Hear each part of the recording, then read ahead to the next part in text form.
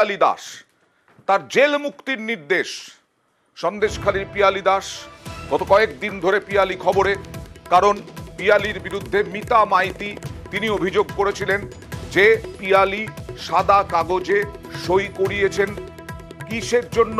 তারপরে সেই সাদা কাগজে ধর্ষণের অভিযোগ করিয়েছেন, আর তারপরে পুলিশ গিয়ে নোটিশ ছাঁটিয়ে দেয় তার বাড়িতে।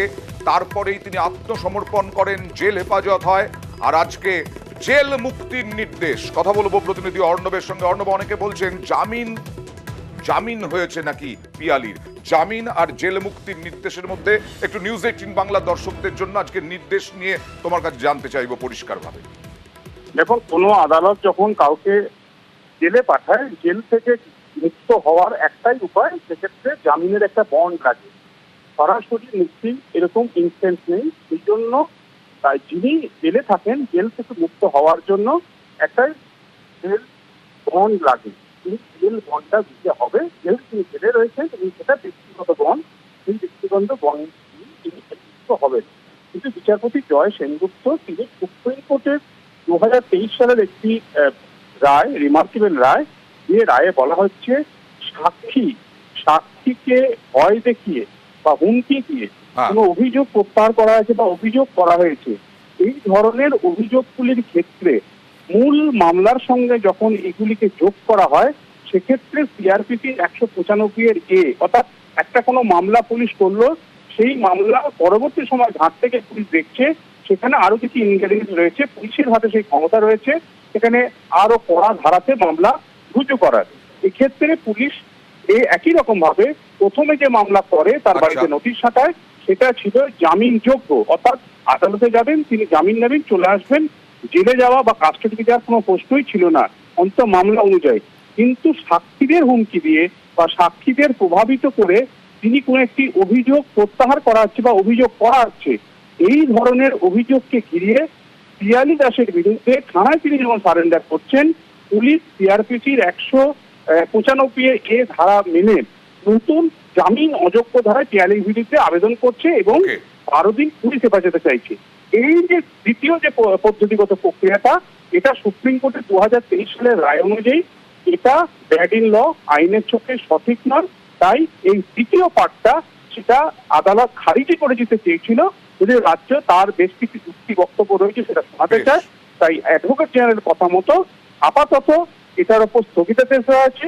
স্থগিতাদেশ দেওয়ার অর্থ জামিন অযোগ্য কোনো ধারাই রইল না, জেলে যাওয়ার মতো কোনো পরিস্থিতি তৈরি হলো না পিয়ালি দাসের। তাই তাকে জেল মুক্ত করার জন্য ব্যক্তিগত বন্ডে তাকে জেল মুক্ত করার নির্দেশ দিচ্ছে তিনি, এবং 18 জুন মামলাটা শুনানির জন্য আসবে রাজ্যের হলফনামা দেখা করবে। ওকে, শ্রমিক ভট্টাচার্য, বিজেপি নেতা, বিজেপি সাংসদ, এই বিজেপি নেতার জেল মুক্তির নির্দেশ নিয়ে কি বলছেন দেখুন। পিয়ালি দাসের বিরুদ্ধে তৃণমূল কংগ্রেস এবং পুলিশ যৌথভাবে চক্রান্ত করেছে। পিয়ালি দাসের একদিন পর্যন্ত তাকে যেভাবে কাস্টাডিতে রাখা হয়েছে সেটা সম্পূর্ণ অনভিপ্রেত, বেআইনি এবং একজন নারীর অধিকার বিরোধী। আমরা প্রথমেই বলেছি যে ঘটনা বিচার প্রক্রিয়ার মধ্যে দিয়ে হলো তাতে আমরা সন্তুষ্ট নয়, আমরা উচ্চতর আদালতে যাব। পিয়ালি দাস ওখানে নির্যাতিতা মহিলাদের সঙ্গে ছিলেন, আছেন, থাকবেন, এবং আমরাও পিয়ালি দাসের সঙ্গে ছিলাম, আছি এবং ভবিষ্যতেও থাকবো। বললেন পিয়ালি দাসের এই বিচার প্রক্রিয়াতে যেভাবে তৃণমূল কংগ্রেস চক্রান্ত করেছে এবং তারপরে জেল হয়েছিল, এটা সম্পূর্ণ বেআইনি। কথা বলবো প্রতিনিধির সঙ্গে কথা বলছিলাম, তৃণমূল মুখপাত্র জয়প্রকাশ মজুমদারের সঙ্গে কথা বলবো। জয়প্রকাশ বাবু, শুনলেন আপনি শ্রমিক ভট্টাচার্যের বক্তব্য, বেআইনি কাজ করেছে তৃণমূল। সব থেকে বড় ষড়যন্ত্র তো করেছে বিজেপি।